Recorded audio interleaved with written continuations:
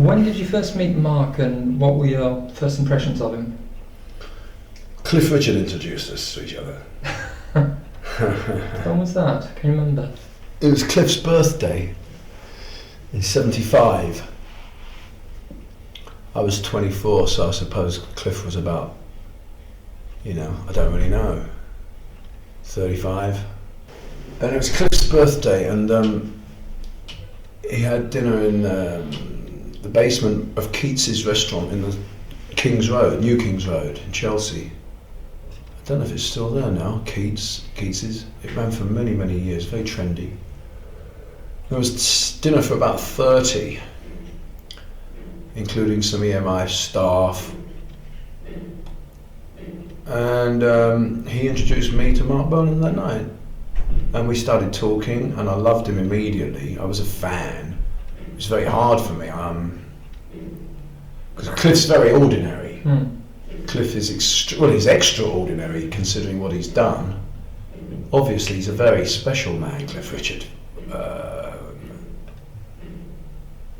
But he's a common man in many respects, whereas Marc was not that, as you well know. Marc was a star, if only because Marc insisted he was a star. He wanted to be one all of the time. Cliff's probably quite happy to hide somewhere and play tennis and not be bothered, and I'm very happy to walk down the street and no one knows me. Everyone knows my name, but no one knows my face, and I kind of like that. Whereas you go out with Marc, on the King's Road, one of Marc's loveliest stories, I've heard it credited to me, but it's not true. What happened was, David Bowie and Marc were coming out of lunch in the King's Road with a mutual friend of mine and theirs. And I wasn't there, but what actually happened was a coach full of schoolgirls pulled up at a traffic light, and they were standing on the pavement bidding themselves their farewells. And they all started jumping up and down screaming, but they were screaming at Marc.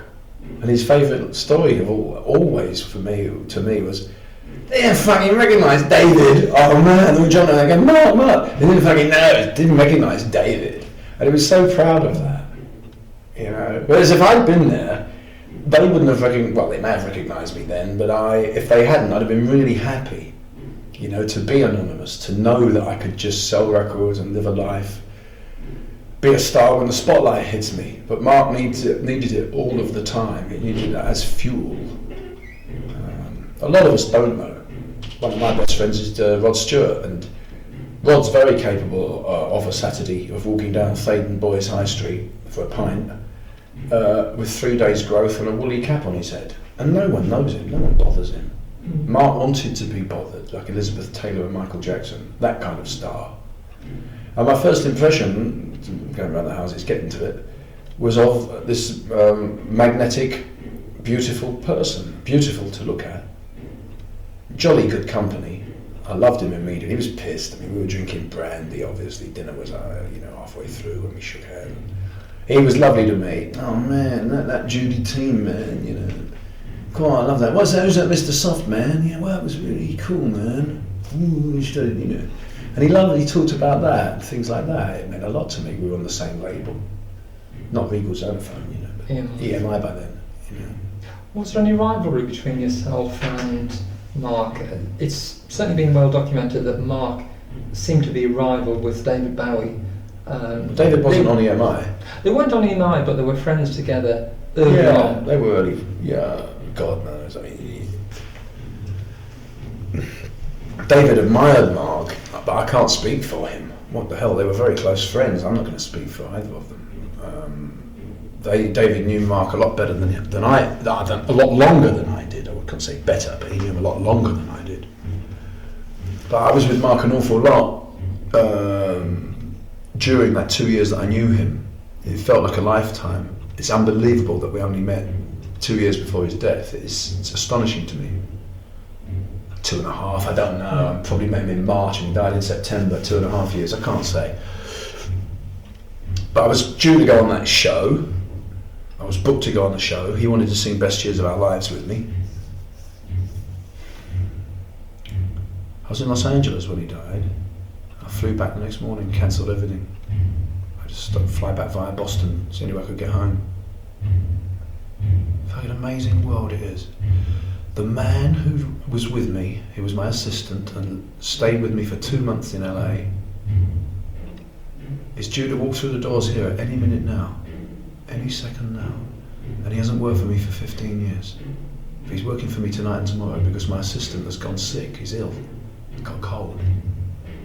And my old friend, who I was just talking about, lives near here, and he was coming to the show, so I said, will you work for me for 2 nights? He's been a tour manager at the very, very highest level. Now, small world. Richard Ames. He's about to arrive at 6 o'clock. And Richard was with me. He broke the news to me.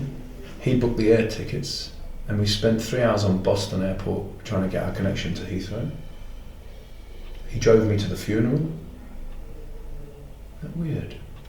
There's an interview. You see him once a year and he's about to come in this building now as you talk to me. Isn't that the weirdest thing? There's an interview with you on the day Mark died, and you do sound very shocked by it. It's a telephone interview with somebody in this country, I guess. Turned up on an album as well. Turned up on an album as well. Is that talking to him by telephone from Los Angeles? Yeah. I was shattered. Do you think Mark had come to terms with his loss of status in the pop world by 77? No, are you kidding? And how do you think Mark viewed himself? Jesus.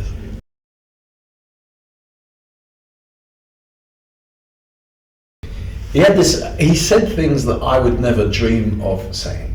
Mark, look, he was the product of stage school, wasn't he? Didn't he go to Corona or Italia Conti, one of them? Italia Conti he went to, didn't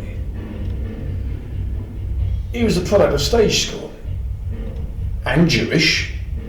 And I say that with, absolutely, my best friends were Jewish as I grew up. And I'm a third Jewish myself. So I say it with absolutely total respect. It's a word I'm using. It's like, you'd say he was Pakistani, therefore he could cook curry. I mean, there's nothing racist, obviously. But those things together made Mark essentially show busy. And he wasn't always as mature as he could be. And I'm streetwise. I'm a Deptford boy. My dad's a Milton. A very working class Deptford boy, 5 children. No stage school, no musical education, nothing. So I'm pretty feet on the ground. I'm a Cockney boy, I mean, I know he's from Hackney basically, but it's still a different background to mine. And he would say things in 76, and my own bubble had burst already by then to a large degree. I couldn't really follow up, make me smile.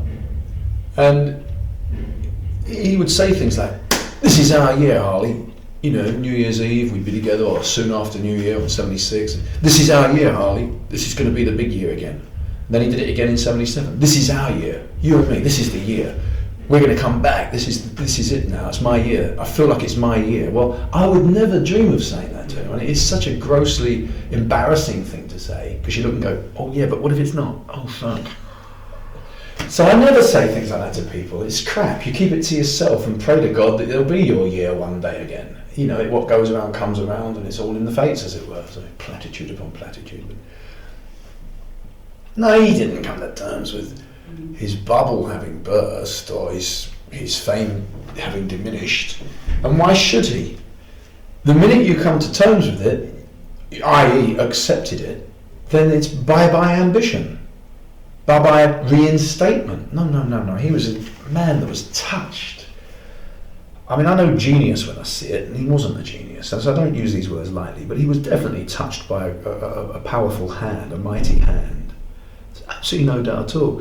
If you listen to those songs, A Lay Day and Elemental Child, all those things, particularly A Beard of Stars, to me is one of the top 10 albums in history. It goes on my Desert Islanders top 10. Even as I get older, it stays in my top 10. Oh, yeah. I've got an original printer's proof of, what was the poetry? Warlock of Love? Yeah. I've got an original printer's proof with Mark's scratchings all over it, corrections that he just gave me. I've got a first edition of it with his scrawling all over it. Yeah, no, I treasure things like that. I'm going to give them all to Roland, if you can help get me in touch with him. Yeah. I haven't seen him since he was 1.5. Well, I was there when he was born, basically. Saw him born, saw him 3 days old. And he was about 1.5 when Mark died, 2. Yeah. He was walking. Coming up for 2. Was he? He was walking. Lovely little, pretty little boy. Saw him a few times at the apartment in Knightsbridge. Gloria went to this woman's big mansion block apartment off Camden Square, or just off Knightsbridge, very posh. It's just down by the guards, the army, the barracks, Knightsbridge. She stayed there for some weeks with her jaw wired up, before she... Did you see Gloria after the accident? Yeah, that's what I'm saying. She stayed there for weeks. I was there a lot. I can't remember, this woman was foreign. She was some contact of hers and Mark's, a so-called friend, but probably a very wealthy ligger. Although I shouldn't say anything that would be libelous. Do you think Mark's attitude changed when Roland was born? Attitude to what? To life. Did he reevaluate things? We didn't really... Funny that. You see, he got that one, but I hadn't got one. That was 76, was it, when he was born? 75. 5. Well,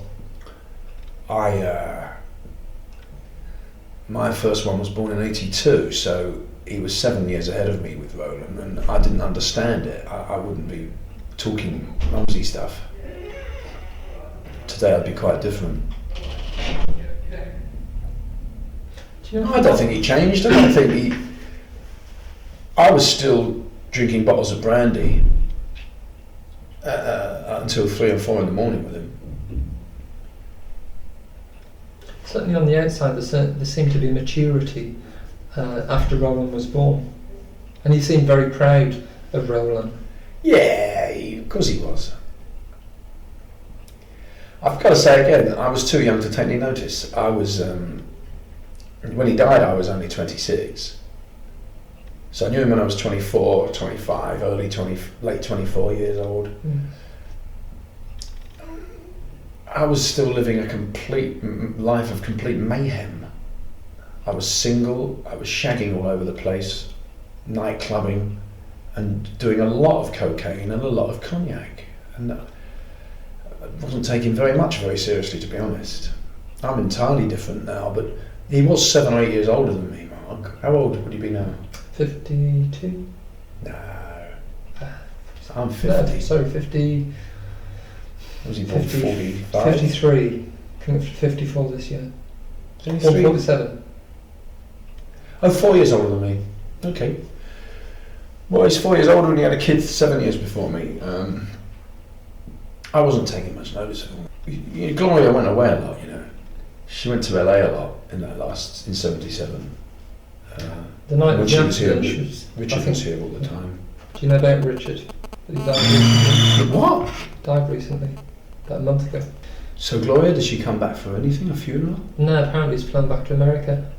Did she go to America? Yeah, she went to America. Johannesburg she lives, does she? I believe so, yeah. Roland lives in America, but would stay with Richard. I believe Richard lived in Camden. Uncle Richard. He was about 20 stone, when I knew him. Big man. I've seen the pictures of him from the 70s. I don't think I've seen him since then. Met Roland a couple of times. Well, I've got stuff I'd like to give to Roland. It's all his dad's complete, it's gifts he made to me. I've got tapes that were of us. I'll give him a copy of that. I'll make a copy. I'll burn off a CD for him of the cassette that I've got of us writing songs and talking. Because it's all private conversation that he's not made with anyone on earth. It's unique. It's just the cassette rolling. When I saw him last, I gave him a couple of CDs of different things. One of them was a compilation of interviews with Mark from different eras. It's amazing how much Mark changed through the years. But I think a lot of people have a soft spot for Roland. It's been very. Well, I know. I keep reading that he's looking for his sort of heritage and his inheritance, and I can't help him with those people that have got all that stuff in trust. But it's not my business. But I just want him to have what I've got. It's on my shelves.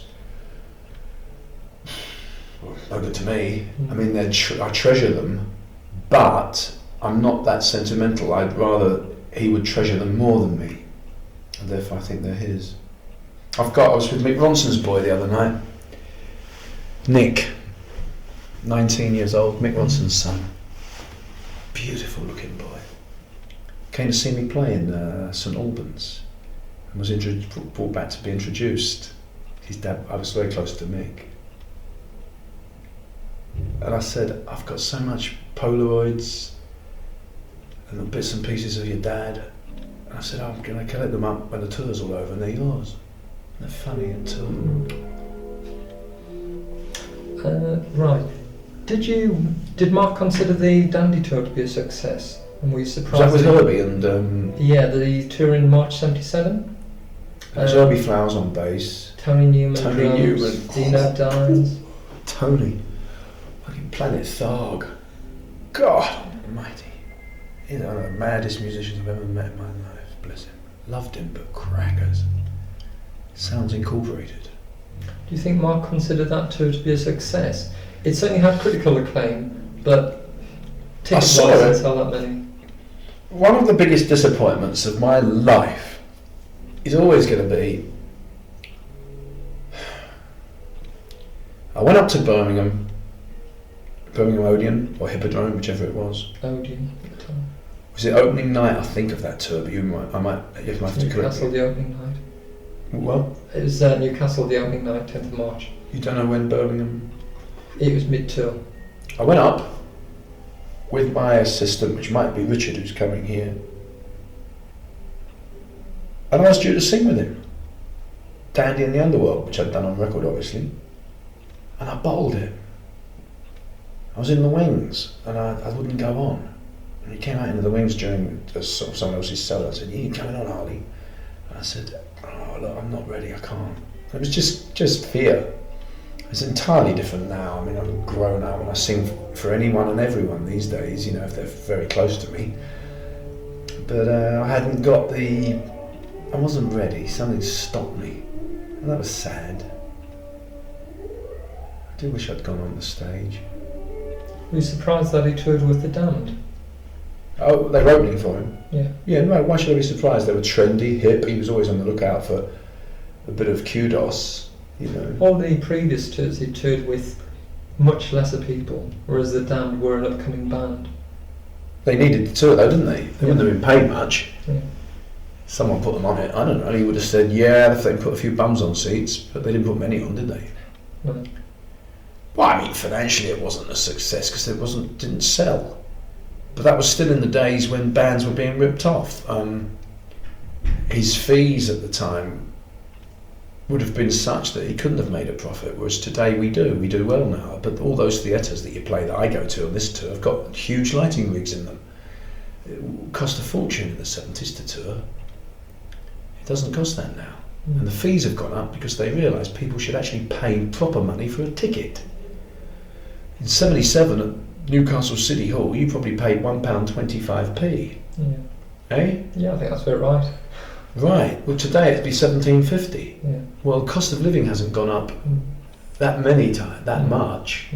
A car wasn't 1.25 to 17 grand today, believe me, and a house hasn't gone up. They've gone up enormously, but not to that level. People were getting into big rock concerts for nothing. So the gross was very low, the fees were quite low, and we all toured to sell records. We didn't make any bloody money. Now we tour for as a major part of our livelihood, and Mark missed out on that. I play 100 shows a year. I will this year. It's 40 on this tour alone. I've got 7 or 8 more in Britain in the summer. I'm into 50 nearly. And I've got 10 in Europe, it's 60. I bet I'll do nearly 100 by the end of the year. Not one of them will I play without making a considerable sum of money. Otherwise I won't play. But it was different then. We were young and he was young and stupid, and the business wasn't sorted. Someone was making money, but it wasn't the performer. You said previously that you and Mark recorded material together. What sort of material did you record? No, I never recorded. I only sang Dandy in the Underworld, and he sang on my Hobo with a Grin album, there's a song called Someone's Coming. No, America the Brave. No. He's credited as guitar. He plays on America the Brave, he plays guitar, and he sings on Someone's Coming. Right. That's not credited on the album, is it? Well, if you must be right. My thinking in not writing that is because he only comes, you'll hear it now, I've told you, he pops up at the end, on the fade, you get this little voice going, get away from me, come here, you know, in his lovely warble, that really high, fast vibrato. Gloria is the main BV on it with this Gloria and Yvonne Keeley. And then Mark comes in towards the end of the fade. On the fade out you'll hear Mark singing now, I've told you. But he plays the electric guitar with Joe Partridge. Mark's the one playing the Supremes lick there. On America the Brave. And big slashy power chords on his Les Paul. That was good. The drummer on that is Ricky Fatah from the Beach Boys. Good band that. We had a good band in the studio for some of that album. Do you ever co-write any material with Mark? Well, in the stuff that I've got on tape in my flat, mucking about, and round at Richmond, he had the house on the corner of King's, little road called King's Road, the corner of Upper Richmond Road and King's Road. Do you know that house? Yeah, in East Sheen. Yeah, I was with him when he bought that. He'd go around the garden, he'd be saying, and over here we're going to have the barbecue. Yeah, okay. A lot of fun. And we go back in the house and there's plumbers, carpenters, floors up. Never got rid of them. Bastards. They're stitched up as far as I could tell. He never got rid of them. Guys coming, going, weeks, they left it for weeks and they'd come back. And no one was coordinating this for poor little Mark. He was a little showbiz, fey, dreamer. A wonderful person, but not Mr. Earth. You understand? Mm. I can't grab these guys by the short and curlies. I can have their fucking heads off. I don't really deal with them. My wife's a Rottweiler, and I've got staff, but I can do it. If no one else does it, Steve does it. Make no mistake, I am utterly fearless. You get me on the phone to some bastard who's making life difficult, I know how to do it. I was a journalist for 4 years. Mark came out of stage school. He's quite a different upbringing. I've seen, when I was 18, I'm watching cops scraping bits of brain off the road into black bags from car accidents. I've sat in fucking murder courts for weeks on end. I saw so much life. 4 years as a reporter, you know, and growing up in New Cross, for Christ's sake, Deptford. At the house in Richmond, Mark had a jukebox. Do you know what sort of music he had on it? That's interesting. I've got some photographs. I've got some photographs of the jukebox, and I cannot work out what he's got on it. Right. That's interesting. I've forgotten that. It had Sebastian on it, of mine. He had the single of Sebastian on it. I don't know about Make Me Smile or any of my other hits, but he had Sebastian. Because that was a little Tyrannosaurus, you know, that was a little... It's surreal, melodramatic, or dramatic. It's surreal, it's dramatic, rather pompous, fey, poetical, mysterious and dark. And he related heavily to this, you know, whoa, you know, radiates simply. He understood my Steve, Steve's into the dark crevasses of the mind here. And I was. It was a favourite pastime of mine to dig deep. And he got that, he loved Sebastian. That was on there, I do know that for sure. Now isn't that odd? I've never thought of that in all those years. Other than that, I would, if you really wanted me to hazard a guess, and it would be that he would very predictably have had about 12 Elvis tracks on it. I would think that All Shook Up and Bebop Lula, or whatever they're called, you know, all of them. If you had any T-Rex on that? Oh, I would think it would inevitably would have My Own Hits, dear. Beautiful, what a sweetheart. I would think so. I wouldn't have, if I had a jukebox, not one of mine would be on it.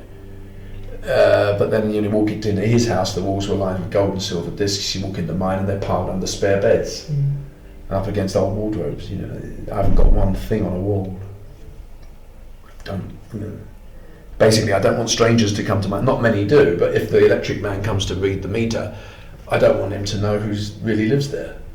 Although I know they all fucking know. You just try and pretend that it's still private. Do you know which T-Rex songs were Mark's favourites? I seem to have a passion for Get It On. Don't know, he was very, very pissed off with it being Bangor Gong stateside. He understood how puerile the whole thinking behind that was. He wasn't happy about that. Was that something by the record company at the time? That Capitol. was a reprise. Capitol. EMI in America? Well, it was reprise he was on for Bangor Gong. Was he? Yeah. Oh, obviously it was set Americans. Get It On meant shag. Yeah. Oh, they couldn't say that in America. Jesus. Let's get it on, The connotations were far too unsavoury for the great unwashed of the United States. But he understood that it was puerile and sad. I remember him being pissed off about it. Can you tell me a little bit about the Madman song? I can't tell you much, except that some group has got it out on a record from late 70s, early 80s maybe. I did hear it. It was sent to me, God knows who by now. I've got it somewhere amongst all the vinyl of my collection, which is thousands and thousands of them. They're in a hayloft. It's in there somewhere. I heard it and thought, well, yep, that's it. You're telling me that it's co-written by Bolan and Bowie. You'll have to look up who the publisher is, because David Bowie was published then by Main Man, unless he'd split with Deep Freeze by then, I don't know. If he was still with Tony DeFries, he was still published by Main Man, and if it's not them, then someone's, I don't know, I'll check it with MCPS maybe, but I can't claim it. But it's partly mine, there's no question at all. The minute I heard it, I was singing it. It was what I was singing at 3 a.m, 6 nights in a row with Mark in my own home. And it wasn't all Mark with me joining in. I'm not like that, I'm a leader. And I would have thrown in lots of ideas. But he did tell me he was writing it with David as well. He said to me, I've been working on this with David. Yeah, what? And he started it, and I said, well, that's great. And then he said, let's try and change it and improve it and finish it, because David's gone on tour or something. Yeah, all that. And we worked on it a considerable number of hours over a few days or weeks. Do you think this could officially be credited as a Bolan, Bowie, Harley composition? Oh, it absolutely, definitely should be. I mean, I'm not precious about these things. It's not going to make anyone rich. There would only be an argument in law if I were to dig out my cassette and play it and say, there you are, you couldn't doctor this is me writing it. But I'm never going to do that. I'll dig it out to give it to Roland, but I'm not litigious. It's not my style. I believe there is a God, and if I'm ripped off, they'll get theirs anyway. I don't let people mug my family. I mean, I'm a veritable Rottweiler myself. If anyone tries to mug me or rip me off. But on the other hand, in those days, Mark was so drunk so much of the time, and we were doing all the other illicit things that we didn't think dangerous, that you forget. I can see that. He forgot about my contribution. It doesn't matter. But I do know about the song, as I say. We knew it as Madman. We were singing, and we were joking about when a woman is a man, she's a madman. And when a man is a woman, he's a madman. It went on rambling and rimbling and rumbling, and very stupid. But there you are. Neither here nor there, really. When was the last time you saw Mark, and how did he seem to you? I can't tell you the last time. It'd be in my diaries, which I haven't read since then. He died in September, and I was in Los Angeles for all of August and into September. It wouldn't have been long before I left. In the July. When was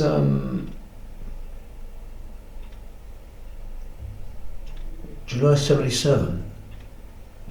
One of us was recording at Abbey Road. because we went to the green room and played table tennis. Mark said many times that he had reached 30. Did he ever talk about that to you? He couldn't play table tennis, by the way.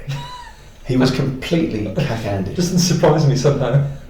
Totally cack-handed. Anything practical would seem... Practical. He couldn't do it. Absolutely right. You wouldn't want him to put your shelves up, would you? Mark said... It reminded me of the Jewish boys I grew up with. My two very best friends. Their dad was a funny man. Shopkeeper, but show busy. And one of the first dirty jokes I ever heard when I was about 13. Their whole house was full of this, but mine was my dad, anal retentive, working class London boy. He couldn't deal with rude words or anything, my dad. That belonged in the army, in the barracks, But we were playing table tennis in that summer in a big green room at either Abbey Road or Air London.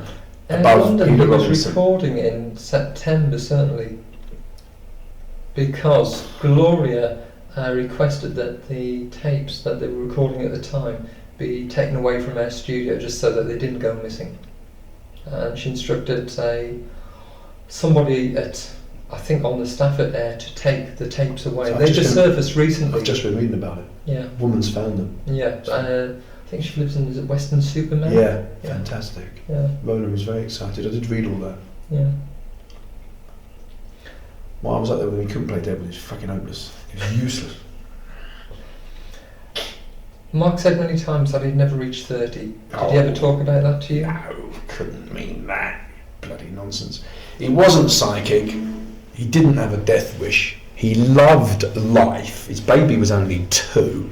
He didn't want the car to crash into a fucking tree and rip his head off. He didn't want to die. No. How old was he? 29, 2 weeks away from his 30th birthday. Yeah, but he couldn't wait for it. He loved birthdays, he loved parties, he loved being the centre of attention. He wanted to be 103 because he'd been the centre of attention every year forever.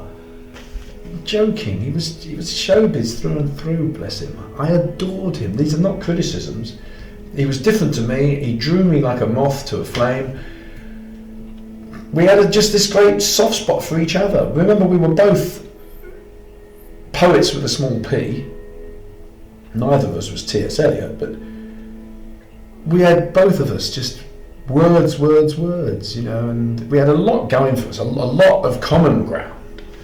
But we were worlds apart in other ways, obviously. But then I am from so many people. The people closest to me in spirit tend to be my best friends who are both professional gamblers, racing men. And you spend your life around guys who bet for a living. You're with people who love life, who know how to lose. God, that's a thing to learn. Being a good loser. Then you learn humility. But Mark wanted. I loved being around him. God, I loved it to death. But no, I would have thought he was full of rock and roll platitudes. I'm a damn if I get old, man.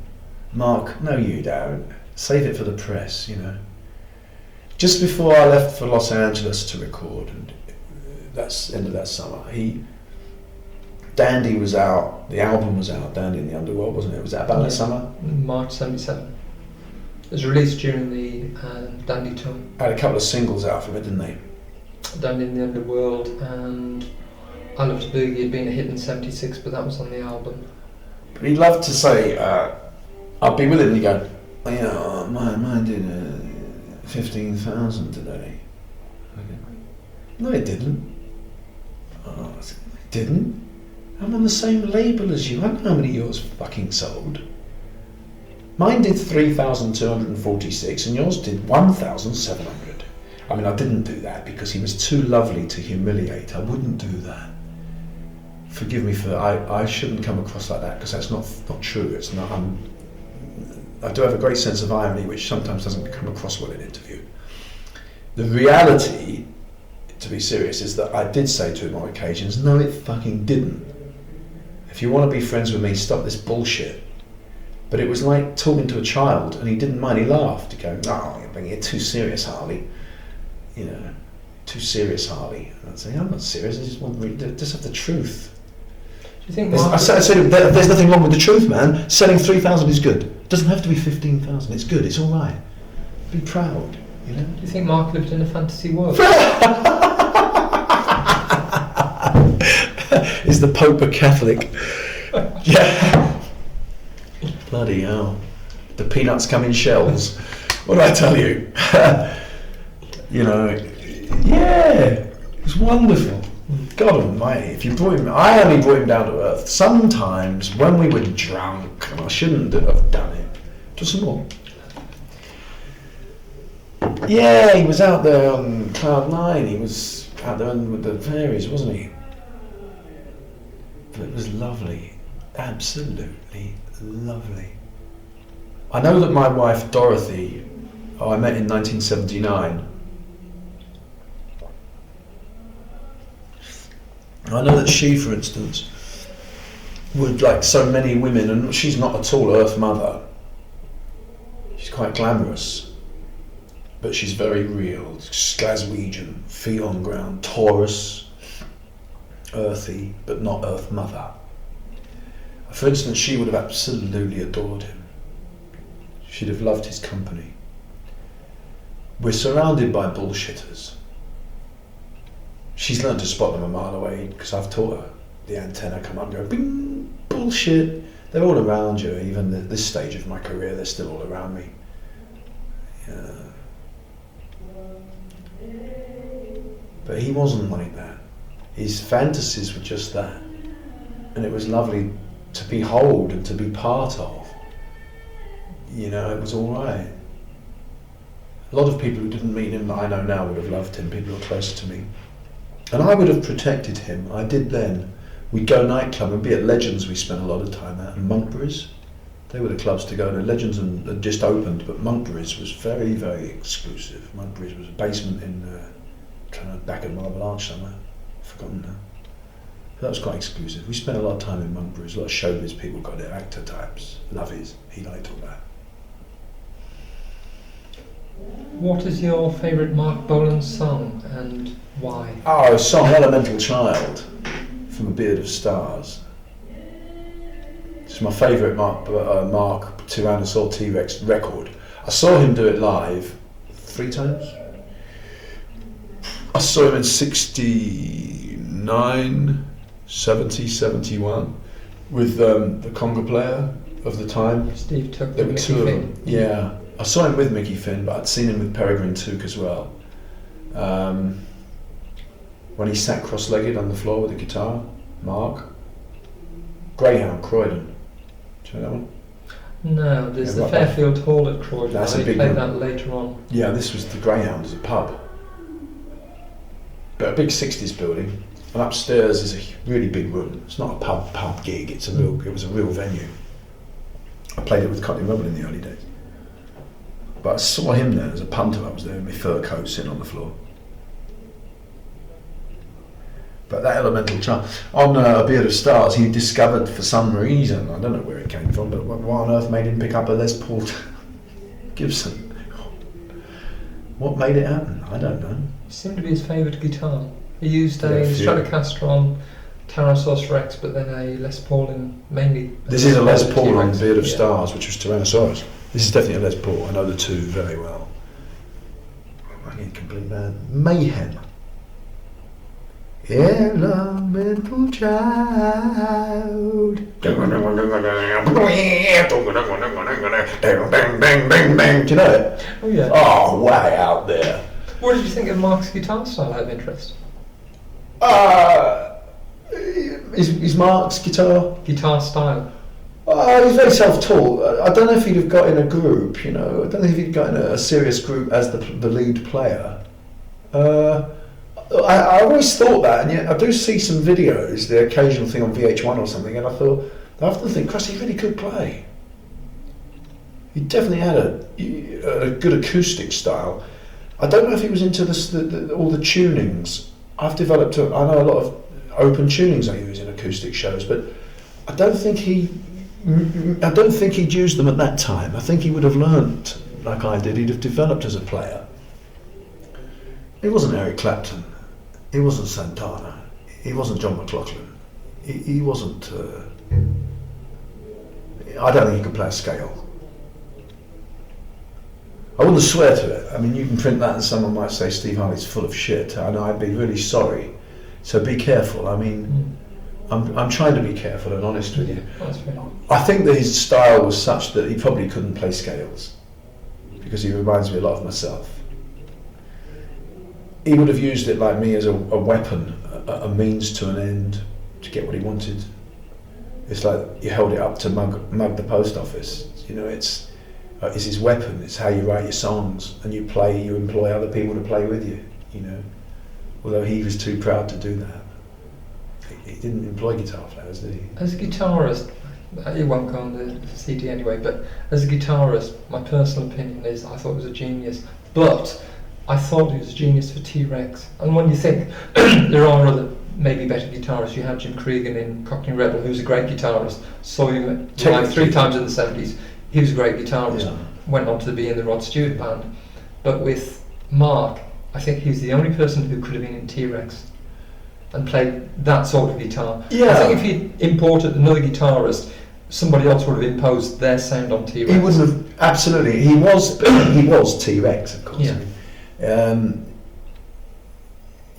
It would be like Cockney Rebel with a different singer, wouldn't it? Yeah. I mean, my voice is it. That's who it is, and his guitar style and his voice.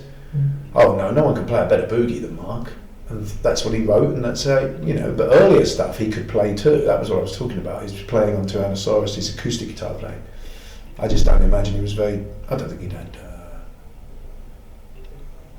As I said, he wasn't John McLaughlin. He's not. He wasn't a jazz. He wasn't a guitar great.